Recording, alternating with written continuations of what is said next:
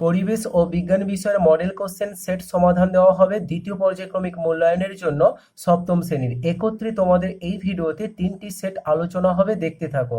প্রথমেই সেট 6, একের দাগে বলেছে সঠিক উত্তর নির্বাচন করো। প্রথম প্রশ্ন দেখতে পাচ্ছ, আলো ঈষৎ স্বচ্ছ মাধ্যম হলো, তাহলে আলোর ঈষৎ স্বচ্ছ মাধ্যম ব্র্যাকেটে তোমাদের যেগুলো আছে এদের মধ্যে সঠিক উত্তর হবে ঘষা কাচ। তারপরে দেখো কি বলেছে, আপাতন কোণ যদি 50 ডিগ্রি হয় তাহলে প্রতিফলন কোণের মান কত হবে? এর উত্তর হবে 50 ডিগ্রি। কোনটি নিয়মিত প্রতিফলন? এখানে ব্র্যাকেটে দেখতে পাচ্ছ এদের মধ্যে যেটা নিয়মিত প্রতিফলন সেটা হবে আয়নার উপর প্রতিফলন। দেখো এখানে আছে আয়নার উপর প্রতিফলন। তারপরে বলেছে চৌম্বক দৈর্ঘ্য চৌম্বকটির জ্যামিতিক দৈর্ঘ্যের কত গুণ? এটা খুব ভালো করে মনে রাখবে, 0.0.86। এরপরে প্রশ্ন, কোনটি জীবাশ্ম জ্বালানি নয়? তো এখানে কাঠ জীবাশ্ম জ্বালানি নয়। পরের প্রশ্ন দেখো, 2 থেকে বলেছে যে নিচের প্রশ্নগুলির সংক্ষিপ্ত উত্তর দাও। প্রথম প্রশ্ন, সোলার মোবাইল চার্জের সৌরশক্তি কোন শক্তিতে রূপান্তরিত হয়? উত্তর হবে তড়িৎ শক্তিতে রূপান্তরিত হয়। দেহে বিদ্যুৎ উৎপাদন করতে পারে এমন একটি মাছের নাম লেখো। এর উত্তরটা হবে ইলেকট্রিক ইল। তারপরে বলেছে এলইডি এর পুরো কথাটি লেখো, খুবই গুরুত্বপূর্ণ, লাইট ইমিটিং ডায়োড। তোমাদের টেক্সট বুকেও আছে, বানানটা ভালো করে দেখে নেবে। বর্ণালীর 7টি রঙের নাম লেখো। তো বর্ণালীর 7টি রঙের নাম এখানে বলেছে বেগুনি, নীল, আকাশি, সবুজ, হলুদ, কমলা, লাল। অর্থাৎ তোমরা মনে রাখবে বেনিয়া সহকলা, অর্থাৎ বে দিয়ে বেগুনি, নি দিয়ে নীল, আ দিয়ে আকাশি, স দন্তেশ্ব দিয়ে সবুজ, হ দিয়ে হলুদ, ক দিয়ে কমলা এবং লা দিয়ে এখানে লাল। তারপরে দেখো তোমাদের 3 থেকে বলেছি চৌম্বক আবেশ কি? তড়িৎ চুম্বকের একটি ব্যবহার। আলোর প্রতিফলন বলতে কি বোঝো? সমতল দর্পণ বা আয়নার কোনো বস্তুর দৈর্ঘ্য কি প্রতিবিম্বের দৈর্ঘ্য চেয়ে বড় হয়? সেটা তোমাদের লিখতে হবে। এরপর গ্রুপ বি, যেটা তোমাদের জীবন বিজ্ঞান। তোমরা জানো পরিবেশ ও বিজ্ঞান বিষয় দুটো পার্ট, ফিজিক্যাল সায়েন্স এবং লাইফ সায়েন্স। এবার দেখো চারিদিকে বলেছে পর্ব বা নোট দেখা যায় কাণ্ডে, মূলে, বীজে। সঠিক উত্তর যেটা তোমাদের হবে এখানে কাণ্ডে। তারপর বলেছে মূলের কোন অংশ মাটি থেকে জল ও জলে দ্রবীভূত খনিজ পদার্থ শোষণ করে? তাহলে এখানে যেটা উত্তর হবে মূল রোম। তারপর বলেছে পুংদণ্ডের মাথায়, আচ্ছা, আমের কোন অংশ রসালো ও শ্বাসযুক্ত যা আমরা খেয়ে থাকি? এর উত্তরটা হবে মধ্যস্থক। তারপর বলেছে পুংদণ্ডের মাথায় অবস্থিত স্থূল অংশটির নাম ড্যাশ। উত্তর হবে পরাগ রেণু। তারপরে বলেছে তাপমাত্রা বাড়লে ব্যাপন ঘটে ধীরে ধীরে তাড়াতাড়ি পূর্বের মতোই। উত্তর হবে তাড়াতাড়ি। ORS পুরো কথাটির নাম এখানে অর্থ কি বা পুরো কথাটা কি লিখতে হবে? তো ORS এর পুরো কথাটা হবে ওরাল রিহাইড্রেশন সলিউশন। বানানটা বলছি ভালো করে মনে রাখবে, ORAL oral rehydration, REHYDRATION rehydration solution, SOLUTION। এরপরে দেখো 6 থেকে বলেছি যৌগিক পত্র কাকে বলে? উদাহরণ, বীজের বিভিন্ন অংশগুলির নাম লেখো। আর বলেছে বর্তমানকালে পরাগ মিলনের 2টি সমস্যা, অর্ধভেদ্য পর্দা কি, অঙ্কুরোদ্গমের শর্তগুলি কি কি? তো এই প্রশ্নগুলো 2 নম্বরের তোমরা ভালো করে তৈরি করে নেবে। এর পরবর্তী মডেল কোশ্চেন সেট 7 দেখো। তো এখানে একের দাগে বলেছে দেখো সঠিক উত্তর আমাদের নির্বাচন করতে হবে। রংধনু বা রামধনু সৃষ্টির কারণটা কি? এখানে যে অপশনগুলো আছে আলোর বিচ্ছুরণ, এই কারণে কি হচ্ছে না রংধনু সৃষ্টি হয়ে থাকে। তারপর বলছে ডাক্তাররা চোখের ভিতর থেকে লোহার সূক্ষ্ম চূর্ণ বার করে কিভাবে? চিমটি, কাঁচি, তড়িৎচুম্বক ব্যবহার। এটা হবে তড়িৎচুম্বক।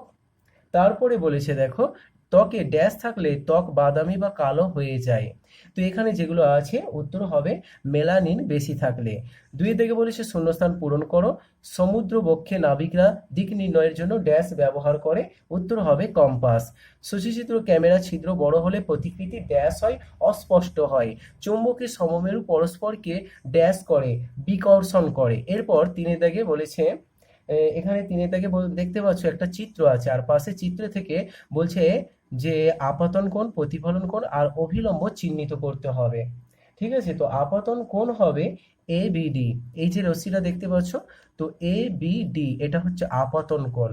আর প্রতিফলন কোণ হবে CBD, অর্থাৎ বিডি এদিক থেকে পড়ছে এবং এখানে উঠে যাচ্ছে, এটা হবে তোমাদের প্রতিফলন কোণ। আর অভিলম্ব, এটা হবে বিডি, বিডি হচ্ছে অভিলম্ব, ঠিক আছে। তারপরে 4 দাগে দেখো বলেছে একটি চুম্বকের জ্যামিতিক দৈর্ঘ্য যদি 10 সেন্টিমিটার হয়, চৌম্বক দৈর্ঘ্য কত হবে? তো এর উত্তরটা হবে 8.6। তারপরে বলেছে নিয়মিত প্রতিফলন বিক্ষিপ্ত প্রতিফলনের একটি পার্থক্য। তো পার্থক্যটা তোমরা একটু পাঠ্য বই থেকে সংগ্রহ করে নেবে, 2-3টে পার্থক্য করে রাখবে, এগুলো প্রায় আসে। এবার গ্রুপ বি, যেটা তোমাদের লাইফ সায়েন্স, 6 থেকে বলেছে সঠিক উত্তর নির্বাচন করতে হবে। মূলের ডগায় টুপির মতো অংশকে কি বলা হয়ে থাকে? উত্তর হবে মূলত্র। জবা ফুলের গর্ভমণ্ডলের সংখ্যা কটি? এর উত্তর হবে 5টি। কচু ফুলে পরাগযোগ ঘটায় কোনটি? এখানে উত্তর হবে শামুক। পরে বলেছে ফল কাটলে ড্যাশ মাছি উড়ে আসে, এর উত্তর হবে ড্রসোফিলা মাছি। কয়েকটি কিশমিশ জলে ভিজিয়ে রাখলে ফুলে ওঠে, এটি ড্যাশ প্রক্রিয়া? অন্ত অভিশ্রবণ প্রক্রিয়া। তারপর বলছে বীজোত্বকের উপর অবস্থিত যে ছিদ্র দিয়ে ভ্রূণমূল বেরিয়ে আসে তার নাম ড্যাশ, এর উত্তরটা হবে ডিম্বক রন্ধ্র। তারপরে বলেছে মৃদভেদী অঙ্গুরোদগম কাকে বলে? একটি আদর্শ ফুলের চিহ্নিত চিত্র অঙ্কন করে যে কোনো 4টি স্তবক চিহ্নিত করতে হবে। তো আদর্শ ফুল হিসাবে তোমরা জবা ফুল চিত্রাঙ্কন করে চিহ্নিত করতে পারো। এরপর মডেল কোশ্চেন সেট 8 দেখো, এখানে বলা হচ্ছে যে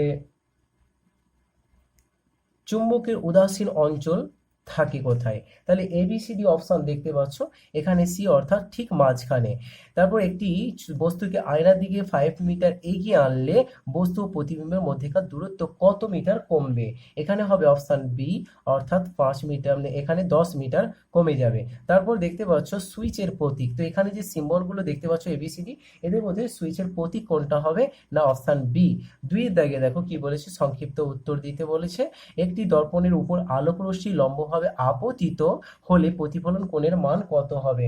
উত্তর হবে 0 ডিগ্রি। তারপর বলছে ফ্রিজের দরজায় ড্যাশ ব্যবহৃত হয়, চুম্বক ব্যবহার করা হয়। 3 নম্বর প্রশ্ন, তড়িৎচুম্বকের শক্তি কোন দুটি উপায়ে বৃদ্ধি করা যায়?